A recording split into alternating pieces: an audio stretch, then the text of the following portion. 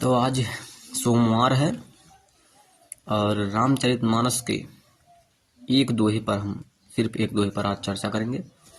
इसके बाद समाप्त करेंगे। इसके बाद अगले एपिसोड में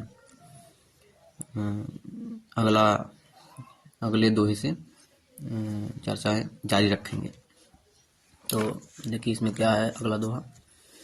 साधु चरित शुभ चरित कपासु, निरस बिसद गुणमय फल जासु।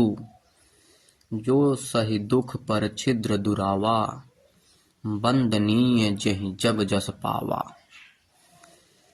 तो साधु चरित शुभ चरित कपासु, निरस बिसद गुणमय फल जासु। जो सही दुख पर छिद्र दुरावा, वंदनीय जहि जग जस पावा। तो इसका अर्थात जो है संतों का चरित्र कपास के समान, संतों का चरित्र कपास के चरित्र जीवन के समान शुभ है। जो संतों का चरित्र है बता रहे हैं इसमें कि कपास के चरित्र जीवन के समान शुभ है, जिसका फल नीरस, जिस कपास का फल नीरस बिसद और गुणमय होता है। कपास की डोडी नीरस होती है।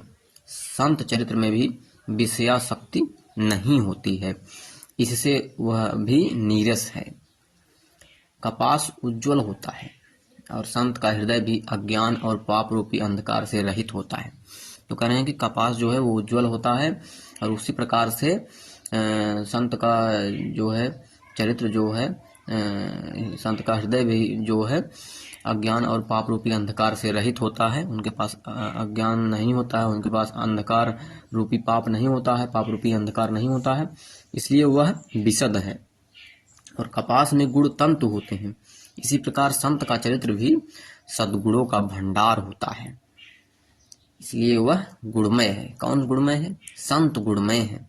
जैसे कपास का धागा सुई के लिए क्या कह रहे हैं, जैसे कपास का धागा सुई के किए हुए छेद को अपना तन देकर ढक देता है। कपास जो है, कपास का धागा जो है सुई के किए हुए छेद को जो है अपना तन देकर ढक देता है।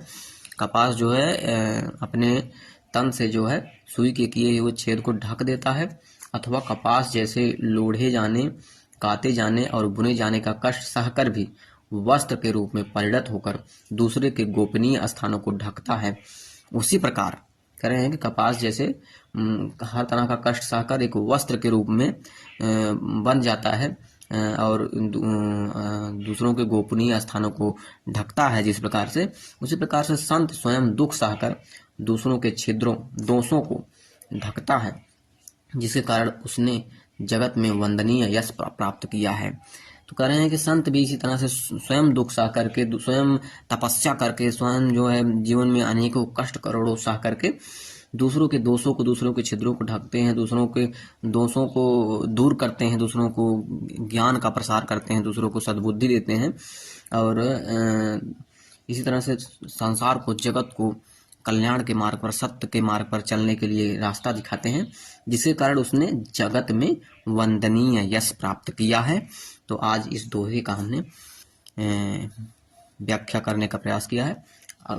फिर इसके बाद अगले दोहे से अगले एपिसोड में करेंगे। आज के लिए इतना ही। जय जय श्री सीताराम।